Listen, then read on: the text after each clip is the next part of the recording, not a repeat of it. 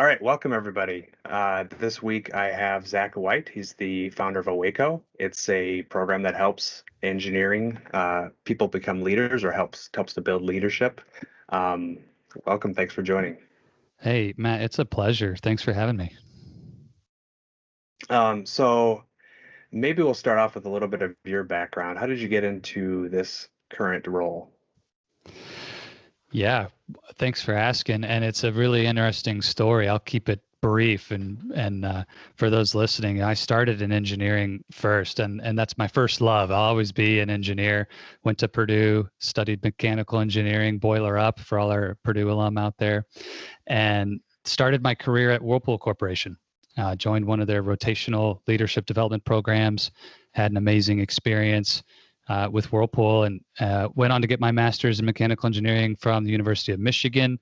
So I suppose go blue if anybody is Michigan, although I still bleed black and gold myself. And yeah, went into my engineering career, had incredible success at Whirlpool, a lot of great experiences. But what happened for me, Matt, was I got so fixated on career success that the way I went about it was the only way I knew how. That was to pour all my energy into the one area of my life that was working, that was career. And woke up, one day with a meeting on my calendar, not for work, but with a divorce attorney. And my life kind of came to a screeching halt and burned out, frustrated, and really disappointed with what happened. Honestly, Matt, really embarrassed about that Yeah. situation. And it was at that time, through both counseling and therapy, but also hiring my first coach, that my career not only took off in terms of results, got promoted almost every year, got up to the senior manager level very quickly, and also shifted my career path from engineering into brand and product marketing. Just really creating all the results I wanted in my career. And that coach was such a huge catalyst to my growth and happiness and fulfillment during that time. So I fell in love with coaching and started doing it as a way to help my team. I wanted to be a more effective leader and manager at Whirlpool. And I knew how powerful of a catalyst coaching was to my own success.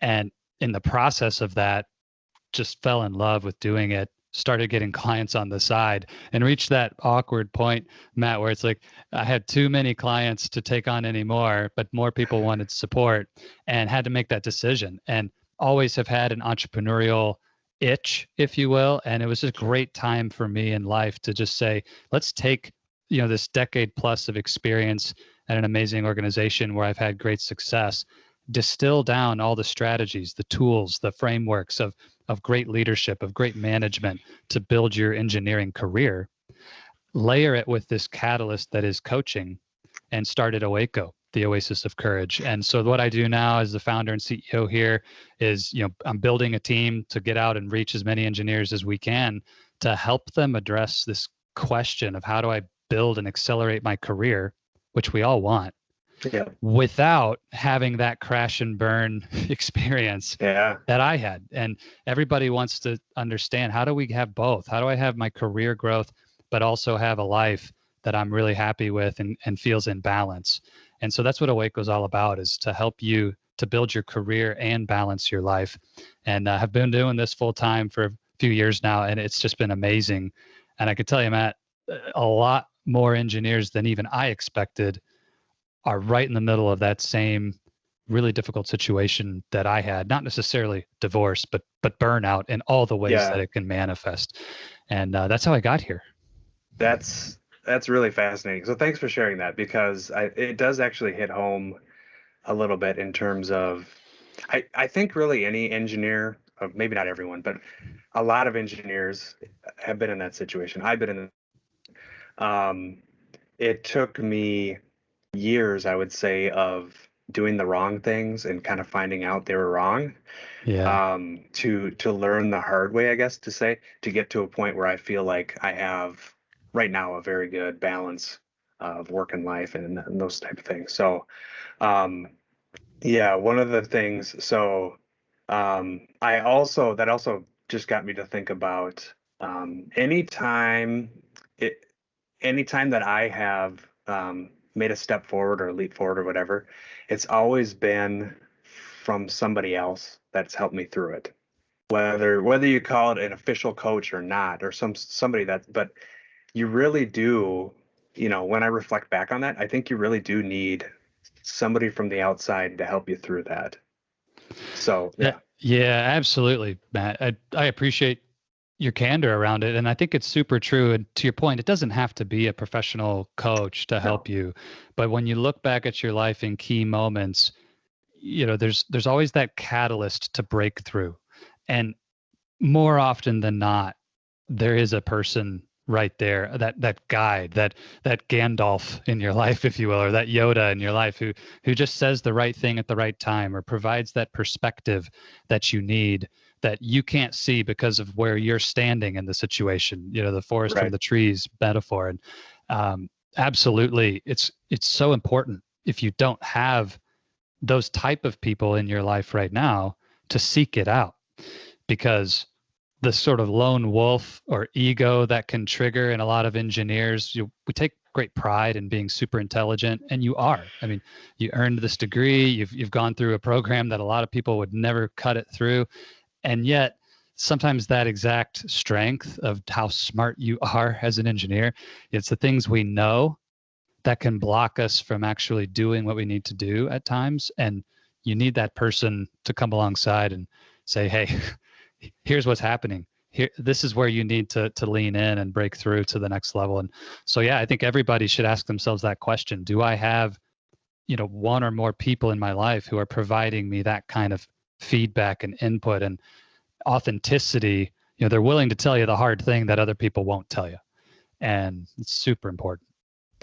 yeah. So another thing you said just triggered something memory for me because um, you know I uh, I really again empathize with that, the engineer, and like thinking, okay, I can figure this out. Like I've figured so many things out before. I'm Hmm. smart, right? There was one time I was working. I had too many things on my plate. I was trying to do it all. Typical engineer, right? And I remember my boss. She said, I was like working through a specific problem, and she's like, okay, do you need some help with that? Like I can have somebody else help you with that. And I said, no, no, no, I got it. I can figure it out. And another day went by, and she asked again, and I was like, and she finally was like, why don't you want somebody to help this? And I was like, because I want to figure it out myself. But it really, and then I kind of realized, how stupid is that? Like it was a little bit of an ego thing, and it was a little bit like, I want to be the one to figure this out, and I don't want to have people help me. But when you think about the whole team and the whole organization, what's best for everyone, it's to let go of some of that, and to figure out how to balance all of those things. 100%. You know, Nobody gets to the top alone. There's always going to be someone there helping you. And I can tell you, this feeling of wanting to do it on your own doesn't go away as you move up in the organization. I work with clients from right out of college all the way through VP, executive level folks. And even at those top levels of the organization, there's still a sense of internal pressure that I need to figure this out on my own. And it's just really important to check yourself on that tendency. Where are you right now trying to figure it out on your own? Where if you would just go ask somebody, you could get the answer immediately and get going. This Yep. problem's over with. And in the long run, you're going to go so much further when you just ask for help, get those answers, implement the answer, get the result, because that's what matters, is to get to that Right. result, and then move on and hit the next challenge and level up. So yeah, if there was one takeaway from this conversation people leave with, to go ask for help more often, humble yourself, leave your ego at the door. That's a game changer for engineers, because to your point, so many of us, myself included, I was exactly this guy, have that hunger to prove something to somebody. But guess what? You don't have to prove anything to anyone. Okay. There's nobody to prove to. Just go get the result. And if asking for help is going to get you there, do it. Yeah, 100%. So that, I think, is a good segue. If we talk a little bit about the new situation that we're in, and we're talking about remote work and flexible work, where you are not necessarily on site. You're not always able to get to that person that you could go ask a question, right? So that might be a little bit harder today with if you're not used to using technology, or setting up a quick video chat or whatever it is, reaching out in a chat. Um, I think that is something that people have to get used to now, right? So, are you seeing any of that in what people are asking you? Yes, it's really interesting, and I know we're going to dig into all the facets of this. It's a really multifaceted challenge with how the thrust into remote work in our world and in our companies has changed things. But specifically to this point of what may have been an easy, organic passing in the hall or bumping into someone in the cafeteria, or grabbing a quick cup of coffee across the street from where you work, or whatever it may have been, the absence of those organic rubbing shoulders type of interactions has absolutely created a void and caused engineers to fall into their comfort zone on this "I'll figure it out" behavior. So, and honestly, it even shows up if there are scheduled touch points in meetings, because oftentimes, as an individual engineer, maybe you're a low man on the totem pole in that particular situation. Maybe you're in a meeting where, the director, she's, leading that meeting, and you're an individual contributor. Well, in that meeting, you may not speak up because you don't have the courage to ask the question. You don't want to be seen as someone who doesn't know what's going on. And so even when there are touch points, you're not saying anything. And then there's not this organic opportunity to bump into a peer Right. or a leader at the coffee pot. And now it's not happening at all until you really get stuck and it becomes a problem. So I'm with you 100% that this, the behaviors, call it the culture of the organization in that way, where information was exchanged in an organic way, that ended overnight. And people are working to solve that in a lot of different ways, whether it's the quick video chat, the, G chats, text messages, phone calls, etc. The problem is we don't actually have agreed upon behaviors and systems and tools that everybody understands this is the way that's supposed to happen. And so it doesn't happen. Right. Yeah. So that old interaction where you might bump into your boss at the water cooler coffee pot, and they say, "Hey, how's it going on whatever?" Yes. And that's the time where you could say, "Well, I'm kind of struggling with this thing," and then they could help remove a barrier or whatever. That's gone now, right? It's because even if you, like you said, even if you have a meeting, a checkpoint every day, it's become almost more formalized in a lot of ways, where it's like, Right. okay, here's Right. the things we're going to go through in the meeting. Boom, boom, boom, boom, boom. Okay, everybody go on their way. So yeah, that really gets me to think about, okay, you have to really make an effort to bring those issues up early on, and keep that dialogue open if you can. Yeah, and Matt, the thing to highlight here, like, what's really the difference between bumping into your boss at the water cooler or the coffee pot in the hall versus having that one-on-one or that daily huddle with a small team on Zoom or on Teams or whatever tool your company uses? Like, why are they different? Why is it not the same? And the thing I want people to understand from a coaching and from a psychology perspective, what's happening here? Our mind is triggered by environments and what we have associated to a particular context, or in coaching language we would call it, the container that we create in a particular context. So when you and I are in a team meeting, all right, think about before COVID, before remote work. If there was a team meeting with your global team and it was still virtual, this isn't a brand new thing to be virtual, right? We've done it before COVID, but when it was a meeting, your mind has a complete set of patterns and behaviors, and the way that you show up in a meeting is one way, right? To your point, it's a bit more structured, it's a bit more formal. There's a little bit more of putting on your best face, like I want to look good in this meeting, right? And meetings have their own culture about them. The context of a meeting is pre-programmed in your mind of what that Right. means, okay?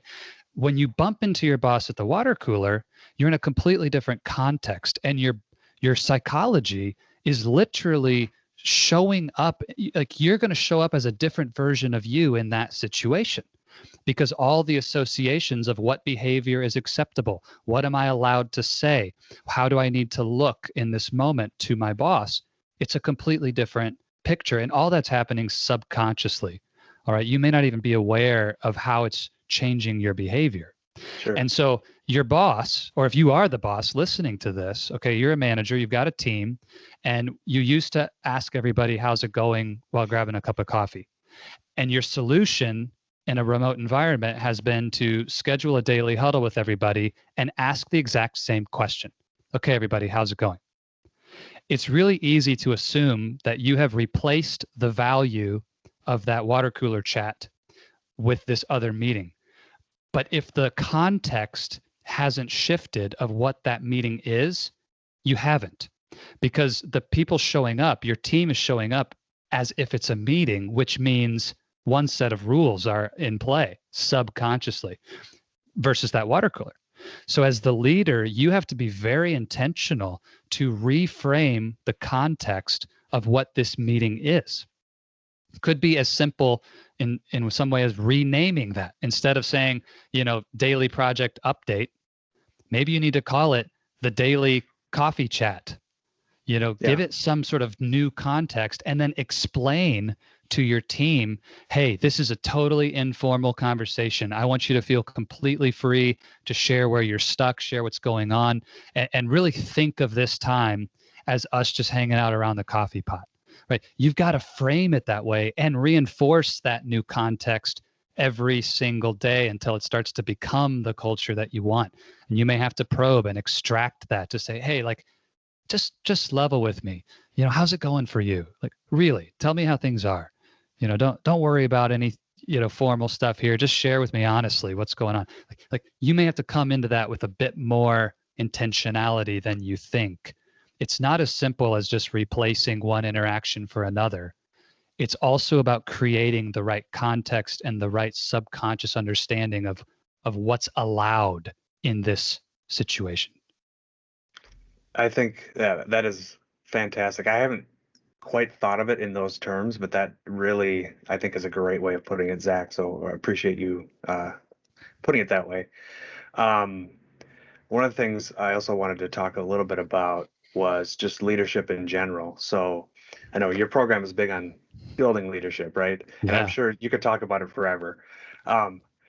So do you have anything more to say in terms of you're coming up the chain, you want to stand out and be a leader, but you're in this kind of different situation now, right, where it might be a little bit harder to show what you're doing every day. Is there anything maybe there that you could talk through? Wow. That's a tough one. This is a great question, and you're right. We could go a lot of directions with this, but let me focus in on that last point you said. How do I show the great work that I'm doing? Yeah. And I'm an engineer too.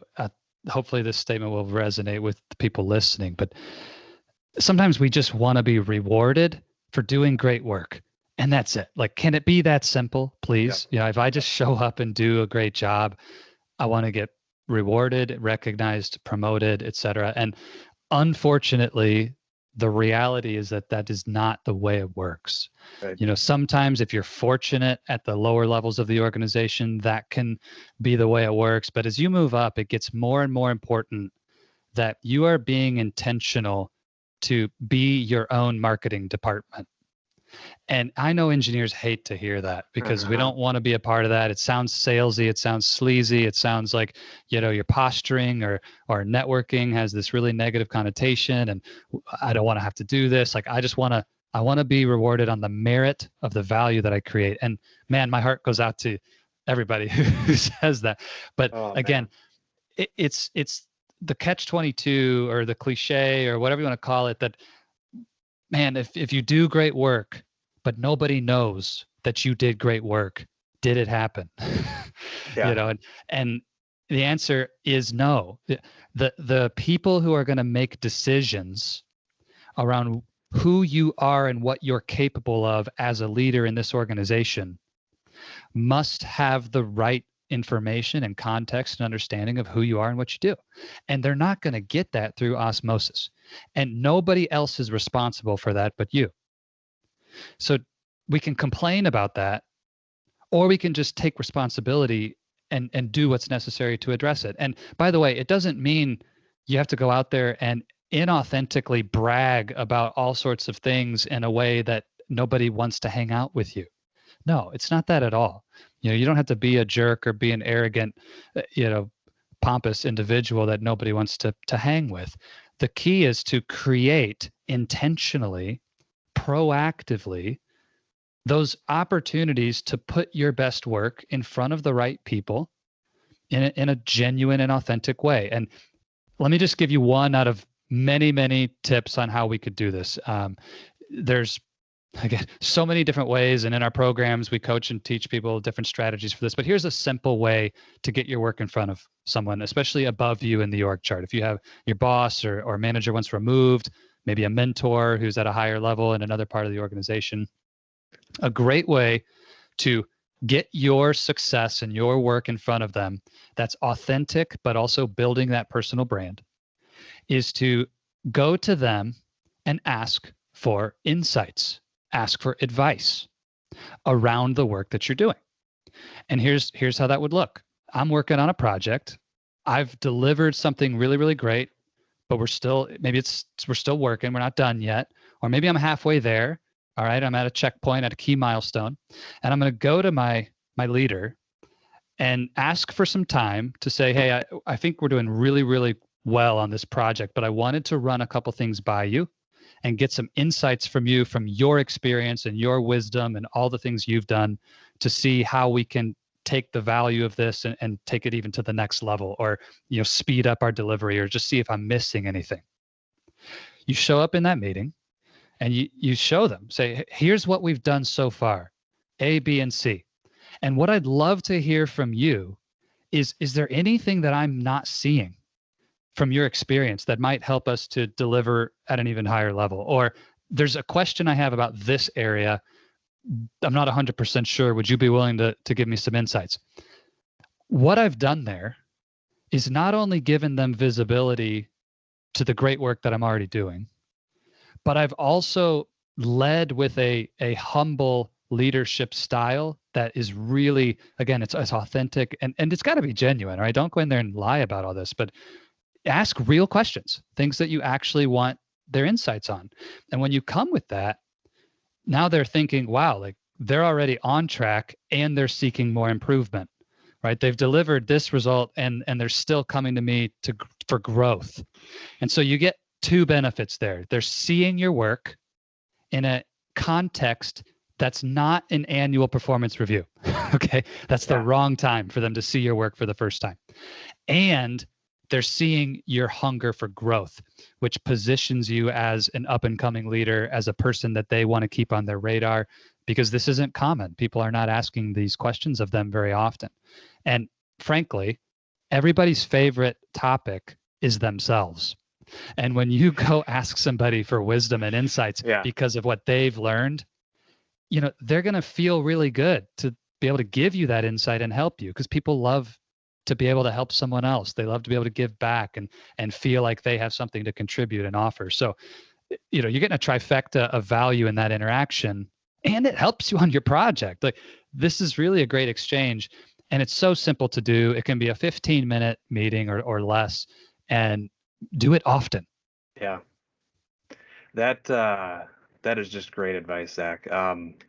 I think again, I go back to personal experience, and I'm sure you probably had this as well, where, I'm just going to put my head down. I'm just going to work hard, and it'll come. I'll get the rewards for that, right? No, it doesn't. I can tell you guys. I mean, maybe it will if it does happen, I would say that's an exception. Um, it does happen to some luckier people maybe, or if their managers just happens to notice something, but you can't count on that. You have to market yourself and I agree with you that I kind of hate calling it marketing yourself, because I had that same thought too. Like when I was in school, I was like, oh, I'm never going to go into sales. That's so gross. Uh, now I have more life experience. I realize that's not really what sales is. And Right. marketing yourself, it doesn't have to be sleazy. It doesn't have to be slimy. It doesn't have to be, um, you don't have to be that annoying guy or girl or whatever. So, um, I would, whoever's listening, I would totally just reinforce that 100%. Um, the one thing I did want to talk about. Oh, go ahead. Yeah, Matt, I was going to say if someone's struggling with this, here's a little mindset shift that may help. Engineers are great students. Engineers love to learn. And I'm right there with you. There's a hunger for knowledge, there's a hunger for learning, and engineers are professional students.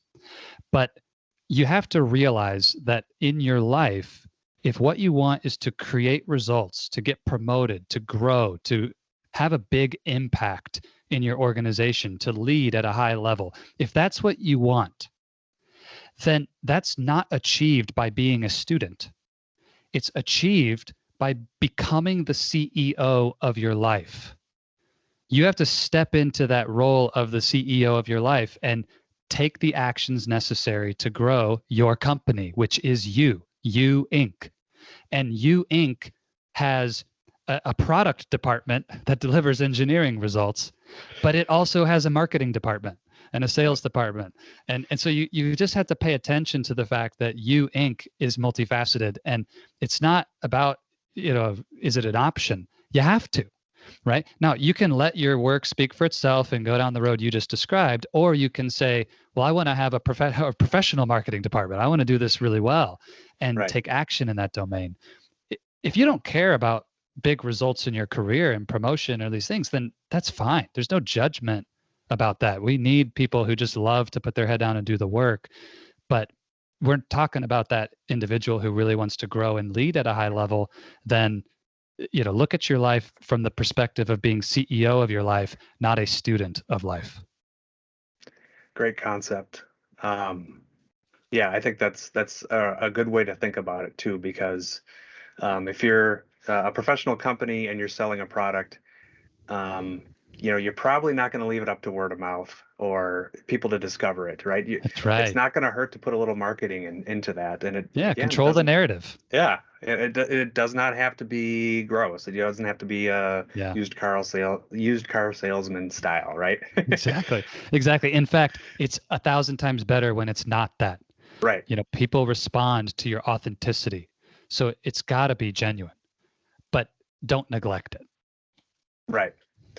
So one of the things I did when you're talking about this kind of touch point with your manager, um, one of the things that we're trying to do with Circle View is alignment of goals and making that clear for everyone in the organization. So I was thinking that another way to tweak that kind of conversation is to say, okay, how is it fitting into our goals for the year for the organization?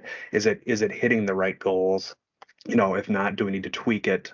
That sort of thing. So I think that could be another potential way to frame that conversation. Oh, absolutely.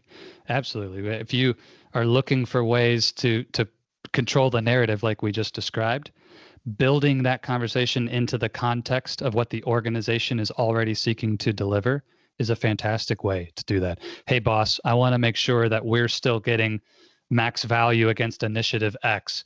Hey, boss, I wanted to check in on initiative Y. That's one of our big goals from the top down. And this is what we're doing. It looks like it's in great alignment to me, but I always want to verify with you that we're not off track.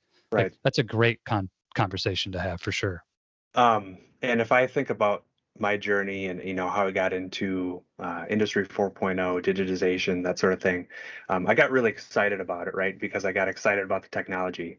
I had some great, and these were salespeople, but they did it the right way, right? I had some great salespeople that helped me pitch it in a way that the manager would accept it, right? So it was your manager, if you're at a plant or whatever, a plant manager has a certain amount of metrics that they're judged on. Really simple, like whatever it might be output, it might be quality, it might be EHS, yield, things like that. Frame your project or what you're trying to do in those metrics. Really simple. Okay, I think we can increase this metric from here to here. I think we can affect this. I think we can bring this down with this project. And that was a great little trick that I was like, I can't believe I didn't think of that myself. I felt kind of silly for not having thought of it, but it really helped me to get a lot of those, getting on the cutting edge of those technologies and getting them implemented in the field. Whether we like it or not, one of your jobs, engineer listening, is to make your boss look good. Yeah. So if your boss has a metric that matters to them, it matters to you. And what Matt just said is, I have nothing to add. Do it. That's exactly right. Yeah. So that's another thing I think with remote work, again, is just being very clear and understanding. If you're a manager, make sure your employees are very clear on what the goals are. And if you're an engineer, be very clear on what your manager's goals are, and make sure that what you're doing remotely always fits into that. Absolutely. Absolutely. And, again, this is something that more than ever, engineers need to be proactive to make sure it happens. It's really easy to say, well, that's my manager's job. It's not my responsibility to make sure that everything's aligned with the organization's goals. I'm doing what he or she told me to do. Well, okay, you can choose to go through your life absolving yourself of all responsibility when it's someone else's job, or you can take extreme ownership for that and say, I want to make sure that I'm not wasting any of my energy on things that are not going to yield value to the organization and yield value to my career. Right. And it is in that order, right? The company is the priority, right? You work for them. They write your paycheck. And so it's got to matter for the organization and the value that the company needs you to create. But then also, is it helping you to get to where you want to go? And yeah, be proactive on that. Don't look around and say, oh, well, it's not my job. It's up to someone else. No, go ask the question. If you're not clear, take responsibility and let your boss know, hey, I'm not clear on this. Can you help me? And if they're not able to get you the answer, don't stop there, right? Some of us have bad managers. Yeah. Shocker, right? There's people out there who are not good at managing. And if that's, your situation, don't let that be an excuse either, right? If your manager's not able to answer it, then ask them about, well, hey, I really feel like it would help me to perform and make sure that we're doing the right things. If we could get some clarity here, who could help me with this? Who could answer this question? Or when can I come back to you and you could get an answer? Right. Do you mind if I talk to your leader? Right. Can I talk to one of your peers? Like, how do we get the answer? Be a little bit more unreasonable. Like, it's a perfectly good reason that your boss doesn't know for you to not know, right? If you told me, Zach, I don't know because my boss doesn't know. Well, that's a good reason. But if you're always reasonable in your life, then you're not going to get the result. You can have your reasons or you can have your results. Which one do you want? And as an engineer, I'm going to give you away the answer. It's the result. Yeah. So go do what you need to do to get that answer. So you did mention extreme ownership. I just reached down to grab this because I have this by my desk. This is Jocko wrote Extreme Ownership. That was a powerful concept. Yeah, there it is right there. Look it up. It was a very simple concept, but it's simple to understand. It's hard to do. But it was a very powerful concept that helped me in my career. So look it up. I think that's a great spot to end the conversation. Zach, can you tell us a little bit more about OACO? I'd be happy to. OACO, the Oasis of Courage, what we do is meet you as an engineering leader where you're at and help you to put together the foundation, the strategies, the tools, and the plan for how you're going to break through to the next level. And, the next level might mean promotion literally on the org chart, or for some of you, the next level might just mean getting out of a state of burnout and back to a career that you're happy with, reigniting your passion for engineering again. I can't tell you, Matt, how many engineers I talk to around the world who have completely lost that part of them that drew you to engineering in the first place because of bureaucracy or red tape, or just frankly, you're tired. And wherever you're at on that spectrum, that's what we help our clients to do is, really bring back that energy and enthusiasm, and then aim it into your vision and goals to help you break through to where you want to be. And so you can find us. It's oasisofcourage.com. You can follow me on LinkedIn. That's where I hang out the most. Look for Zach White. OACO is OACO. It's just our shortened, made up word for Oasis of Courage. So oasisofcourage.com. And I would love to reach out or connect with anybody. And if you want to learn more, we have an opportunity to get on a free call with one of our coaches and just kind of understand where you're at and what your barriers are, what your goals are. And we'll kind of work with you to see how we could support you and go from there. So it'd be a pleasure to connect with as many of your listeners as want to reach out. Yeah. So, again, just kind of what we talked about earlier. Personally, I can say I wouldn't be where I am without coaches helping me out. There's definitely a huge benefit, I think, for anyone to grab a coach or have just somebody look at things from an outside perspective. Give some of that awesome advice that you gave during this talk. Can't recommend it enough. Matt, I really appreciate that, and it doesn't even have to be OACO, but I really agree with you. Right. For anybody listening, just make sure you take action. One of the most important things, you got to get out of your comfort zone and be willing to take action. And so if you're thinking what Matt just said resonates for you, yeah, I could use some help. I don't care if you contact me or anyone else, but take action. Don't just listen to this and go back to life as it was.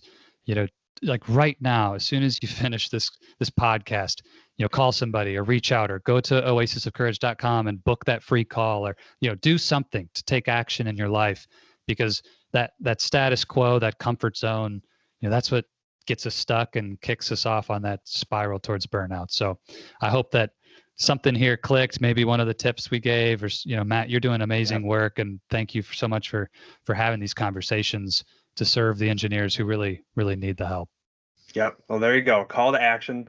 When you're done listening to this, do something, whether it's just calling a friend or reaching out or go to read something, anything. Doesn't have to be contacting Zach, although he's a great resource. But I think that's a good spot to end. So I appreciate everybody for listening. Thanks again, Zach. This was a great conversation.